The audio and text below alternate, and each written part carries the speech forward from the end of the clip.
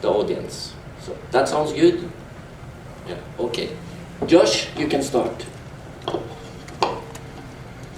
Hi, I'm Josh Fine. I'm a producer at HBO in New York.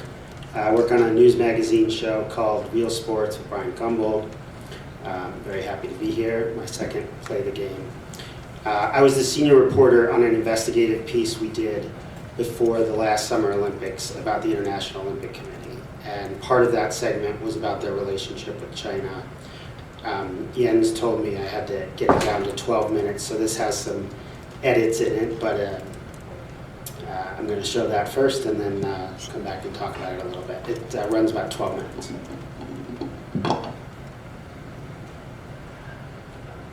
One second.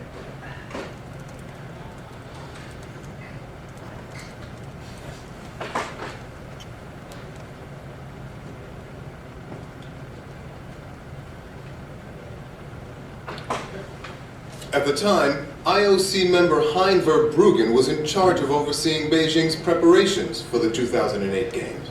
Sitting with the regime's leaders at the opening ceremony, Kind of mostly followed by minders. There is a kind of underground railroad, if you will, for information. And if you can kind of get to them, and they can sometimes help get you to the people you want to talk to. But even that becomes difficult. So that woman we interviewed by Skype, the plan was to interview her in person, and she couldn't, because she is also followed, she couldn't leave her house that day, and we had to kind of arrange a quick Skype interview, which we explained in the broader piece. Should we move on, or anything else we want to talk about? Yeah. Hajo, you can introduce your club and yourself. Yes, my name is Hajo Seppelt. I'm a journalist for German ARD television, and we have an anti-doping, or let's say doping research department for now running for 12 years. And I'm more or less heading this group of people. We get regularly funding by the ARD, which is a public state-run television, radio and online network. And so we are able to do stories, documentaries, online radio pieces regularly. And that gives us a possibility to really dig in and to make deep research into issues and stories. We don't have to air stories after 2 or 3 days because we have time to develop stories. And I think that model is very successful because it helps us to tell stories really extensively and in depth. And I'm going to show you now a piece about Russia because many of you know about what we did with respect to Russia and the doping scandal in 2014, I can imagine. I tell you something which we have aired recently. This was in January 2019, and surprisingly, because also people tell us that we are only focusing on other countries, this thing happened in Germany. And so we did a story. At the beginning it was about an Austrian cross-country skier, Johannes Dill, and the first time we didn't want to do an investigative story, but I wanted to tell a story with my teammates about the psychology of a doper. We wanted to understand why athletes fall into a doping trap if they are part of the system. That was for me interesting. It's part of the sports system which sets them or puts them under enormous pressure at some point. And so the story began, and we did this with Johannes Dill, this is his name. And but after a certain while of shooting and researching, we found out that he didn't tell us the whole story. He was a former doper. He was caught in 2014 in Sochi. And during the process of shooting and researching, he had to admit that there was something more which had taken place, which he didn't tell the authorities, he didn't tell the anti-doping agencies, not his national federation. But we told him we don't tell half stories, full story or nothing. So he decided at the very end to say, okay, I will tell you what happened, but he didn't, at that point he didn't mention names of the people concerned. And one of the parts he told us, we reenacted more or less in German television for the documentary which was aired in January 2019. And now you see this little portion of the documentary which was in total 45 minutes. It was Mark Schmidt. So it was clear that the doping network was running for several years, starting 10 years ago approximately. And that say TV investigation led to the exposure of the biggest doping networks, at least we know about, in the last years. This was interesting because we wanted to do a psychogram of an athlete, and at the very end it turned out to become one of the bigger investigative stories we did. But the most surprising thing happened after the World Championships in Seppelt, because we have seen Johannes Dürr here going to the places where he allegedly did the blood doping in 2013, 2014. But that was not true. When we did the shooting with him, which was in the second half of 2018, at the same time, he continued doping, but he didn't tell us. So when he went to the spots, like for example at the Autobahn in Irschenberg, and he told us this was 5 years ago, this was not true. It was 3 weeks ago. So that was really shocking for us to learn that. And that led to another investigation against him. He was not only a witness anymore, he was now an offender. And now he is banned for life. And to be honest, this is for me, on the one hand, surprising. On the other hand, it just completes the picture of some athletes in sports. It's simply, at least in some mindsets for me, not more than just schizophrenic.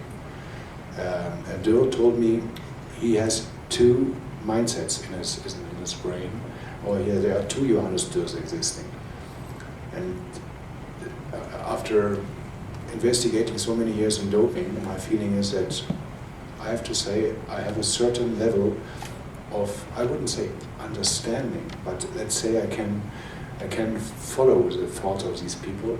They are living in two worlds. There's one world which is the superficial, the public one, and there's another world which is related to the very close circle of people we're working with every day. And this is for me a parallel world, and it's not always, but in many cases connected to doping. Okay, thank you. We can open for questions from the audience, but Josh, I want to ask you a question first. You have been working with China, you have been working with the IOC. Do you think your documentary and documentaries like this can help change IOC and China?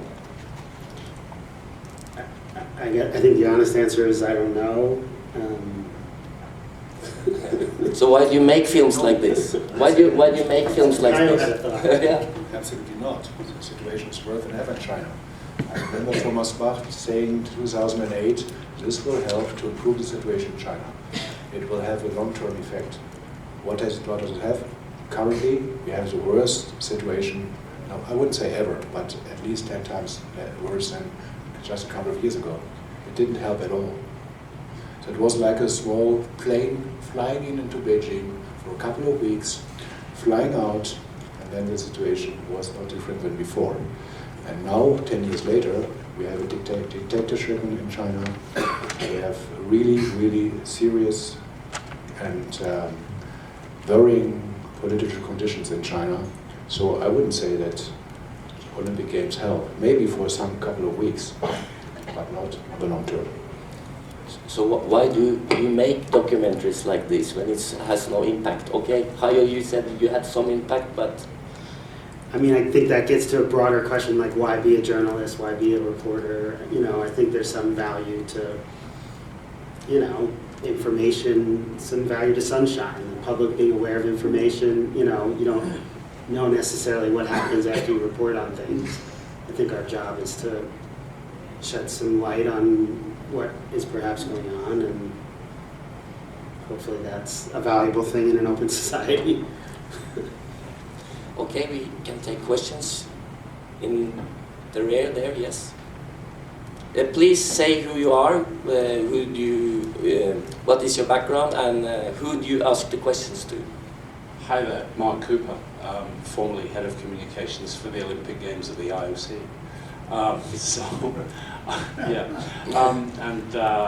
But no longer with the organisation, like Dick. So I would say that you perhaps putting yourselves down a little bit insofar as the work that you do, and I can't speak to the impact on the IOC, which wouldn't be appropriate, I don't speak for them. It clearly has an impact in terms of raising awareness, and I think that raising awareness, just as Hajo, your work has clearly raised awareness on the issue of doping, and I think that nobody in this room would deny that we wouldn't have as wide an understanding were it not for your work, and I think the same applies with your work, Josh, on the number of Olympic instances. So yeah, I would say they do have an impact, and I would be very interested to hear from people at the organisations that you're trying to influence on whether or not they feel that you have an impact. Maybe you should join the panel. Maybe many of us have questions for you. Why did you leave? I left just after the Torino Olympic Games because the next one was coming up. Okay. Yeah, in the front here. You need a microphone. Thank you. My name is Alexander Soifer. I'm a professor of mathematics, art history, and European cinema at the University of Colorado. 41 years ago, as a young PhD and senior researcher, I terminated it all in my Soviet citizenship and started as a refugee. For Mr. Trump, I led in parentheses, legal. And next July, I will be in Shanghai, China, giving one of keynote speeches in Olympic Games of my sport, mathematics. 5,000 people, 150 countries. And so, first comment, thank you so very much for your films. We need more of it. And you should not be discouraged if there is no immediate measurable outcome.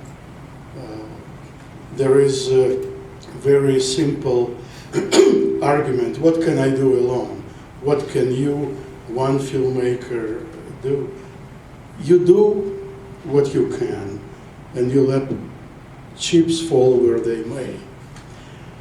In my research for the book, The Scholar and the State, archivally research book on mathematicians and physicists in the Third Reich in Nazi Germany, I discovered that one of the highest awards, analog of Nobel Prize, for mathematical contribution to information theory is called the Ralph Nevanlina Prize, and gold medal with his profile. And my research showed that he was chair in Finland of SS Recruitment Committee. And this most prestigious award was given ever since 1981 by International Mathematics Union, analog of IOC. And Do you have a question for them? Yes. Just an encouragement to do more. One person can change everything. Just to finish, this prize has been renamed, and Ralph Nevanlina name was removed just because of one person protest. So you're doing an incredible thing. I was shocked to see this documentary about China, where I am about to go. Thank you, and do more. And just last comment, when Van Bruggen says it's politics, we don't get involved, this is a fig leaf to say politics, we're out. It's not politics, it's morality, it's human rights. We all have to stand up for it. And you do, and thank you very much. Okay. Question over there? Under the blue shirt. Well, thank you very much for the opportunity. My name is Augustine Koka. I'm originally from Zambia, but I'm based in Dallas, Texas. My question will be, first of all, a comment with regards to Josh's feedback on the significance of your documentary on China. I wanted to mention that as a journalist, you have the potential and the capacity to make a difference in society. And when you build that confidence in the incredible work you've done, it should be able to go a long way. I'm sure you are aware that it took one journalist to build a case over a period of time that we began to see change at the level of FIFA. Andrew Jennings started his work probably on a solo move, and it built over a long time before the FBI and everyone else joined the cause. At some point, it looks impossible, but it is possible. So you're doing a good job, and keep it up. There's need to be a lot more confidence to be built in order for us to see the results. My question would be to both you and sorry, I can't. Hajo, pronunciation, bear with me.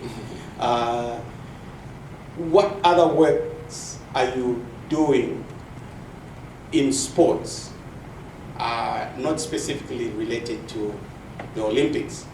There is the 2020 Olympics coming up. How different is your perspective on Japan compared to the work that you did on Beijing? And also, what sort of follow-ups are you doing, for instance, on the Olympics in Los Angeles? What are some of the issues that are coming up, and what angles are you taking? Were you just looking at China as an example and it ended there? Or are you still doing some work with regards to Japan, Tokyo, and Los Angeles in 2024? Without restricting it to the Olympics, I wanted to find out, is there any work you're doing on organizations such as FIFA? There is some sort of a change after Sepp Blatter exited the stage, but there still remains a lot of work. We have FIFA taking over the Confederation of African Football, CAF, and the General Secretary is now managing CAF. What sort of work have you done with regards to FIFA and African football? It is very difficult for African journalists to bring up the African story, and I wanted to find out what you are doing to be able to bring that story to the world stage. Thank you. Well, I'm all ears. If you've got a good story, please send it along to me. Obviously, don't want to talk about the kinds of things we're working on for obvious reasons. This piece looked kind of at the International Olympic Committee more broadly, so there was sections about Russia and Brazil that I didn't have time to show today. In terms of whether we'll follow up or not, I don't know. We tend to kind of like, unlike Hajo, who gloriously stays on a beat, which I'm incredibly grateful for, as I'm sure a lot of people at this conference are. What we do at our show is kind of dive into different subjects, so don't necessarily have the luxury of staying, just on one beat or one topic. As Josh, I don't tell what we are talking, what we are doing. You can see it when it will be aired and not before. what I can say, we are not looking for events. We are not looking for special federations, not always at least. There must be always a reason for we do that. And so I'm not a fan of, in German you call that Kalenderjournalismus, that means only focused on dates. I think it's boring. Yeah? The stories are important and not the dates when something happens. So that's what we are not doing. And we did our short, like, tiny little department, I would say, is with 10 people. We are outsourced from ARD, which is the biggest broadcaster in Europe, by the way, bigger than BBC. And because it was in-house not possible anymore to work, because the doping subject became bigger and bigger, and it's correct, we are only focusing on doping and corruption. But doping is a part of corruption. What we are not doing, because I don't think that's the right way, is to jump in different subjects. That doesn't make any sense from my point of view, because you have to focus on one thing, and there you get the experience, there you have expertise, and that's good. If I do a story about FIFA, next week I do a story about whatever, volleyball, next week or next month about boxing, you never have the contacts, you have never networks, and so it's, from my point of view, better that you try to focus your expertise on the things you know about and not on others. And I would never say I'm an expert on FIFA. I'm not.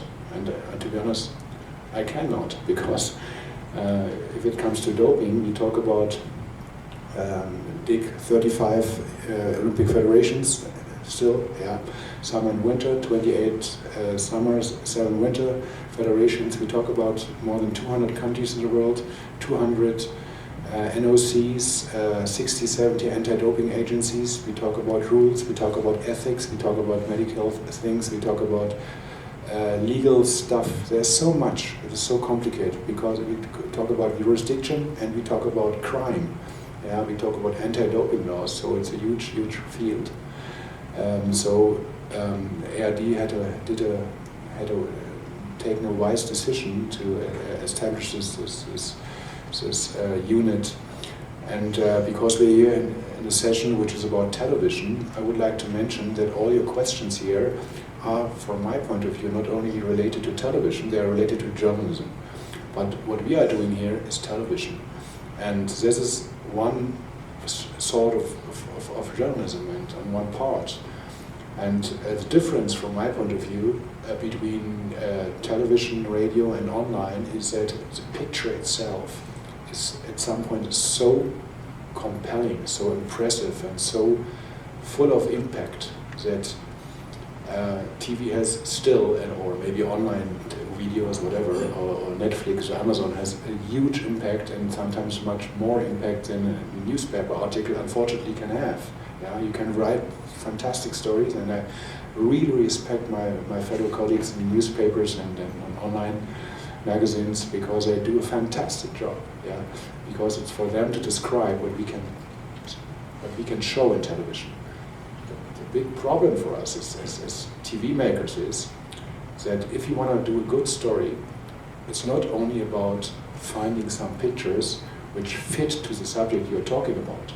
It's about, if you try to do it in a good way, is to illustrate, to show clearly what you want to say. It means you have to find the pictures, you have to go to people. If it comes to doping, it's even more complicated, because if you would talk about a doping case, for example, if you talk about doping, let's say in volleyball, and you need a scene from a volleyball match, you always have to blur the people.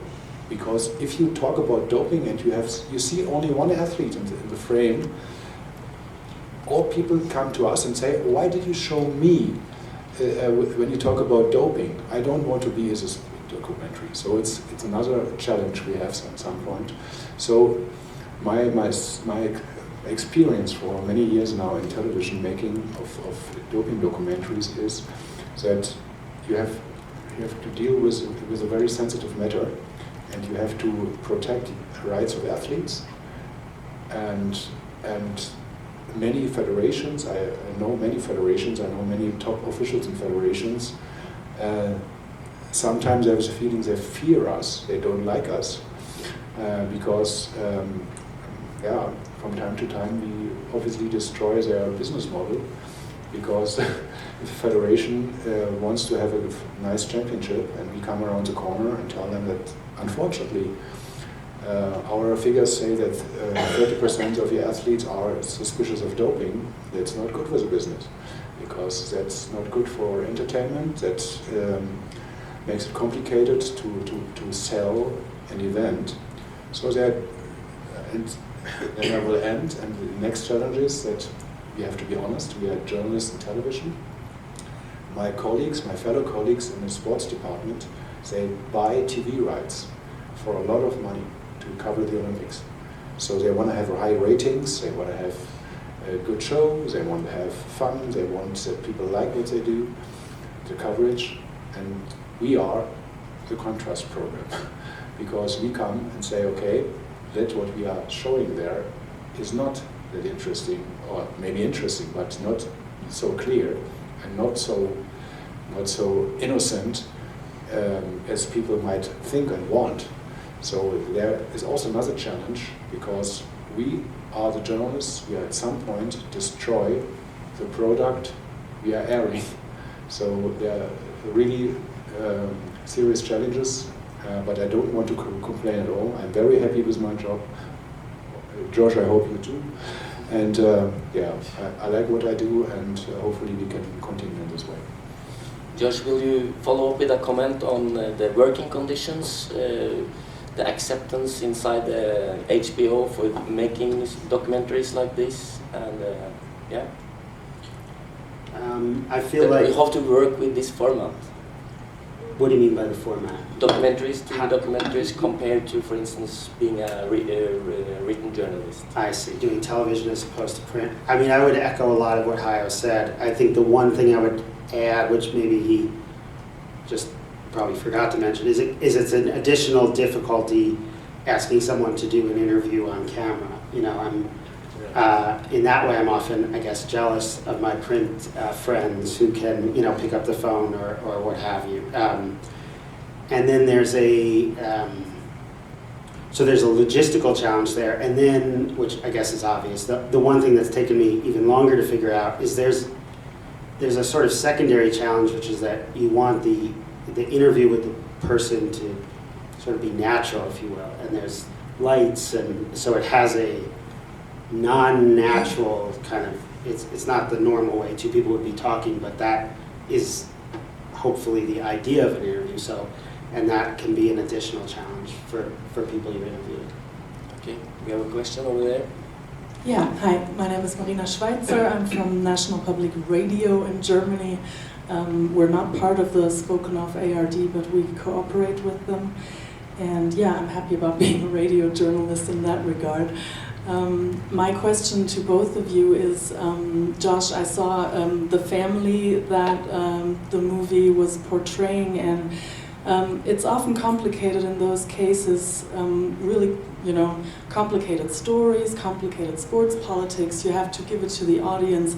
They need those personal stories, of course, to, you know, to really know what the problem is, and you can't talk about human rights without those problems. But I wonder what kind of structures you have.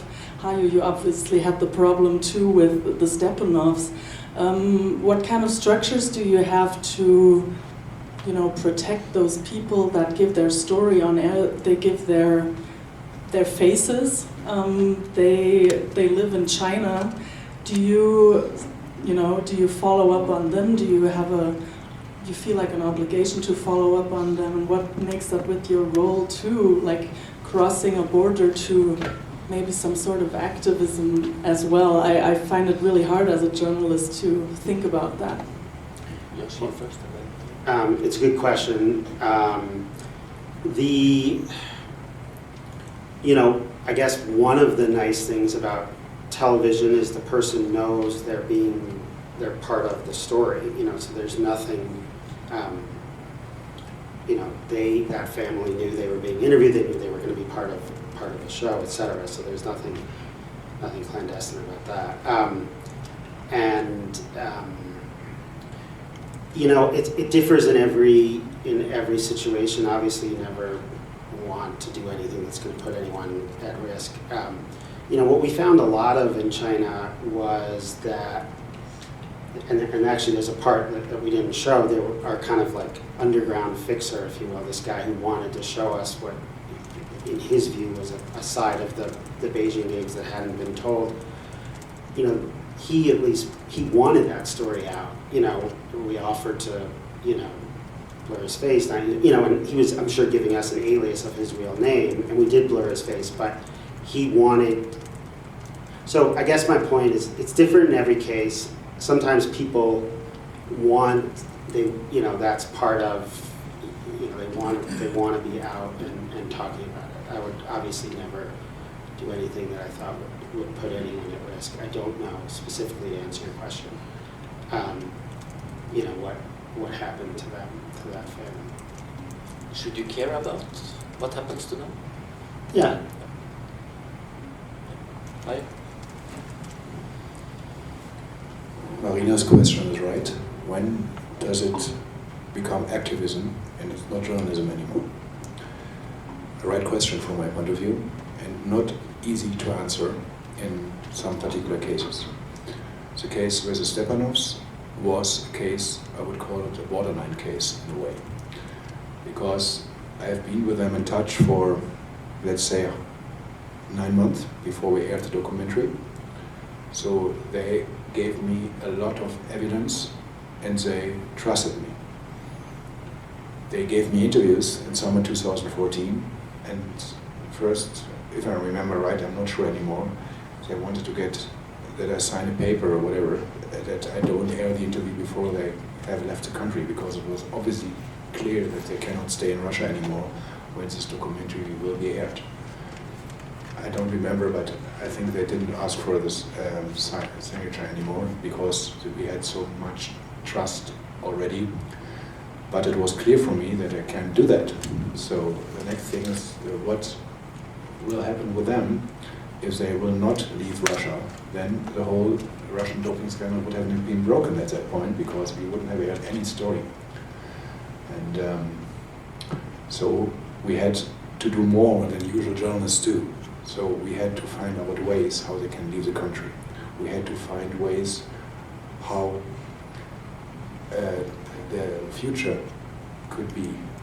We had to find a place to live. There have been several things which usually journalists would never do. But here it was different, because if people are informants, are whistleblowers, we have a responsibility that brings us closer to the people we are interviewing, who give us informations. We have to protect them, and we are responsible for their fate in a way. So that means we have been really closely linked to the Stepanovs, and to be honest, I have to admit, I'm still very closely linked to them. Now I'm not reporting on them anymore, so I can admit that we are more or less friends now. But that means for me also I have always to be aware that I don't believe that at all, but just in theory, just imagine it would occur at a later stage that the story wouldn't be correct. Then I have to draw my conclusions. It will never happen, and it doesn't happen. There's no doubt to believe the credibility, to believe that I'm not credible. But I told you about the Johannes Stilm case. I was not close to him at all.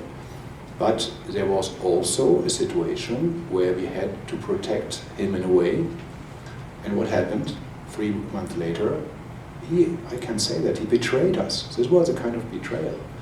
Because if you run a story about a person who tells you that his doping past is 5 years over, and now he's a new person, he is now starting a new life, he wants to become a clean athlete, he wants to compete again at the World Championships.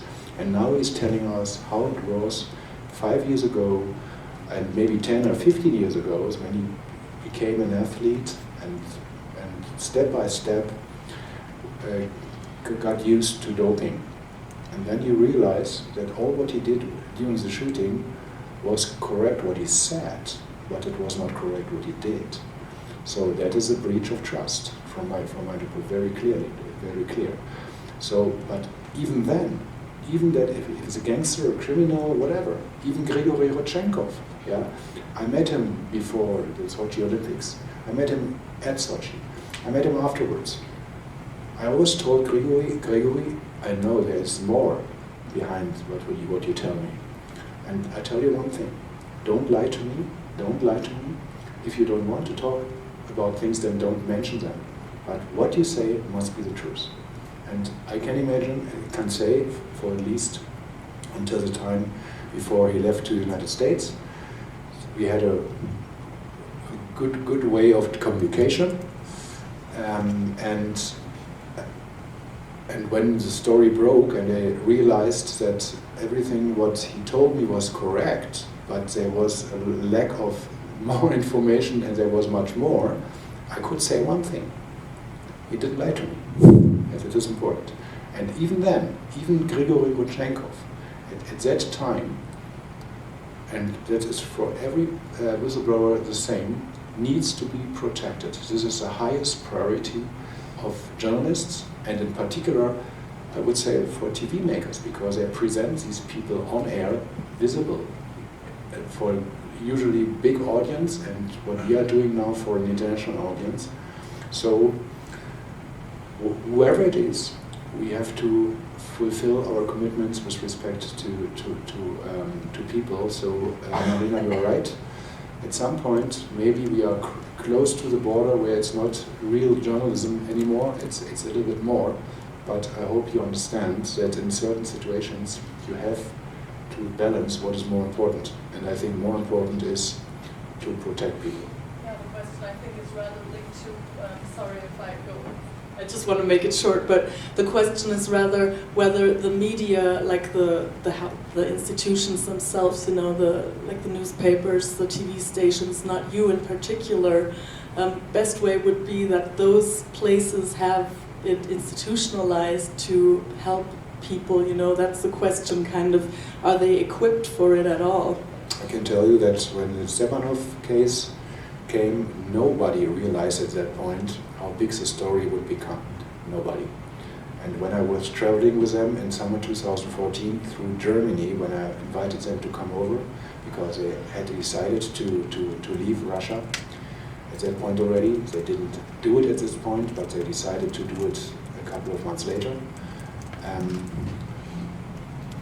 I checked with several people in Germany, with people I know from sports, with people from other entities, what can be done for them. And the reaction at that point was more or less, I would say, hesitant. For good reasons, because nobody knew about them, and people have said at that moment, maybe they are liars, but you never know. Yeah. So, and I remember, and I can tell that now because it's now published in a book, just a couple of days ago. I wrote the story about the Russians, and because my station, ARD and WDR, which is a local station under the umbrella of ARD, was not allowed, and it's simply not possible to pay money for a flat for the Stepanovs. So, but they had to come to Germany, so I gave them my apartment for 6 weeks because I could live in the house of my mother. So they stayed there for 6 weeks, which was good because they were protected. And not the same level, but a similar story. In the moment, I can tell that publicly. You know that we had done a documentary a couple of weeks ago about women with high testosterone levels. And there's one person from Uganda. She was in the focus of the story. Maybe you have read that just a few days ago, Uganda media made statements about death penalty for homosexuals in Uganda. And one person has been killed on Friday or Thursday in Uganda. And if you know people with high testosterone levels, female athletes, some of them have an appearance which is more male than, or at least a little male and not so female as you usually see female athletes. So for her, she's now, her face is publicly, worldwide publicly known. If she would go to her country, back to her country, She would fear real tough reactions, possibly. So what can we do? She is still in Europe. Now we have to think about it, because we published the story. She wanted that. She wanted that. She gave her permission, not only her permission, she wanted that. But now we are in a situation, maybe she cannot maybe see the whole complexity in some points, but we have to see it. So investigative journalism and television has at some point real tough challenges. But again, I don't complain, because we chose this job and we like it. Richard Pound, you have a question? It's tempting to ask you the question, did you realize how big the Stepanov case would be when it was first published? Well, I thought you might like to hear from somebody who's at the other end of the lens on a lot of these things, including decisions to take the games to Moscow, to take the games to Seoul when South Korea was a military dictatorship, take them to Beijing, in the post-Tiananmen era. And the Olympic Charter stuff that was read in your stuff, Josh, I mean, the Charter is an aspirational document. We hope that that's what will result in it. Clearly in the case of China, it was not as successful as we had hoped. I thought there was some progress coming out of Moscow, and certainly within a decade, the Soviet Union was gone. The journalistic material may not, your story is not going to get run in China. Hajo's was not run in Russia. And every effort is made to deny and diminish the impact of this. But around the world, it is known. And that can have, and I'm sure will have an effect or impact on how those countries are perceived by the rest of the world. But in terms of practical effect, Hajo's story led to the investigations that WADA undertook, and they would not have been undertaken without the level of detail and proof that he was able to put in the program. Probably the WADA fumbled the ball early on, except it was at a time when we weren't allowed by our stakeholders to do any investigations. We could rely on other investigations, but we had no power to conduct them, which I can tell you was very frustrating. The one I did was the first one in 2015 under the then new version of the charter, and McLaren's followed, and we're now, I think, towards the end of a backswing on yet another dimension of the Russian doping treatment and the alteration of data in the laboratory database. I'm sure that is going to produce an impact. It was what we did with the Russians in Pyeongchang was, I thought, far too mild, and I'm a basic outcast in the IOC at the moment for daring to suggest that. But when you think of it, what history is going to show is that no matter what the Russians had said, they went from being the host country in Sochi in 2014 to being excluded as a National Olympic Committee at the next Olympic Games. That's something that you're not going to be able to hide. So if there are questions that you have, that's fine. And I must say, I talk with the media because I think that's part of my job as an IOC member. And I try never to say anything that is misleading or untrue. And that, I think, has had some impact on my credibility in the media. They understand it. It's your job is to try and find out all sorts of things that I may not want to disclose. And mine is to have you understand that you understand why I can't now. But here's what I can say, and that's the deal. And that was kind of the same going back to the incredible media coverage we were getting in 1999 with the Salt Lake City scandal. At the same time as we were trying to get WADA organized. It was just a cacophony of noise. But anyway, all that said, it's been a very interesting experience to be on the promotional side of this and the receiving end of very good and very pointed questions. Okay, I take that as a comment. We have one last question. Heidi, Arne. Thank you. Very interesting. Coincidentally, Hajo, you're in IRD, and I would like to hear your comments and experience on the case when IRD and ZDF decided to withdraw from Tour de France. Were you involved in the decision, and how do you see that case? I was not involved, but I was in favor of the decision at that point, because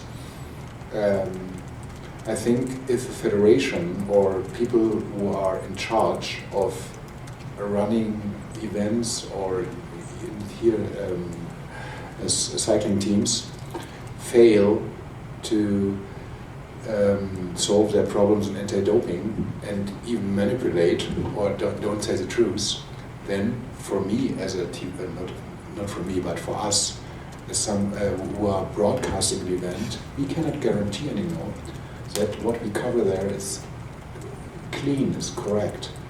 So honestly, I have to tell you that for decades, television worldwide has covered sports fraud on a large scale, because you know how manipulated or how dirty athletes in the 80s, for example, have been.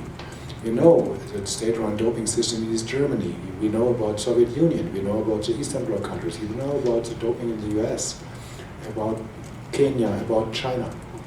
And there have been so many Olympic champions, so many world champions, where really we can say from now on, this has been fraud. So what we have covered in some events was not more than sports fraud. That's what it was. So we have all right, if we pay for the TV rights, for the broadcasting rights, that the organizers have to guarantee at their best possibilities to guarantee that there is I wouldn't say a level playing field, but that they have tried their best to establish good conditions for the athletes. If that is not the case, we have, from my point of view, all right to say, no, we don't cover that event. And that exactly happened in 2007. It was not about the widespread cycling and doping culture. It was about how the governing body, or how Team Telekom, for example, at that point, has dealt with the doping issue. That was a concern. And I'm totally in favor of that decision. And I would think that my colleagues, I'm not in charge for that. As I said, I'm outsourced. Also, I'm working on the national level exclusively for IRD, but I would be always again in favor of this decision. And at the very end, I can say my experience in journalism, I'm now for 35 years almost working as a journalist, and more than 20 years of very much focused on doping, that since 10 years more or less only doping stories since 12 years. My experience is that what helps the most to make changes happen, although it's not my task to make changes happen, but if that's the impact, it's fine. Yeah. What helps the most is public pressure. Only public pressure. Yeah. You can have commissions, whatever you want. It takes time. Sometimes commissions are not all of them. The Bond Commission was transparent, but I know from other commissions where I see a lack of transparency, and you don't know why people decide what. So I don't see that we can trust everybody there, but the most compelling thing always is if it gets published, then people usually react, not before. Can I have a very, very short one? I want to say something about the reaction from ASO and UCI. How did they take it? They didn't like it. Yeah, but were there some differences? Did one take it more seriously than the other, actually? I don't remember that. It's 10 years ago, 12 years ago, who took it more seriously. But what I can say, if it comes to money, and that is a money issue, if they lose a market, and Germany is a big market for cycling, then they think about it. At the very end, it's a question of the money in your pocket. Okay. like always. Our time is out. Do you have a final comment? No. Thank you to Josh and Hajo, and thank you to the audience, and let's go and eat.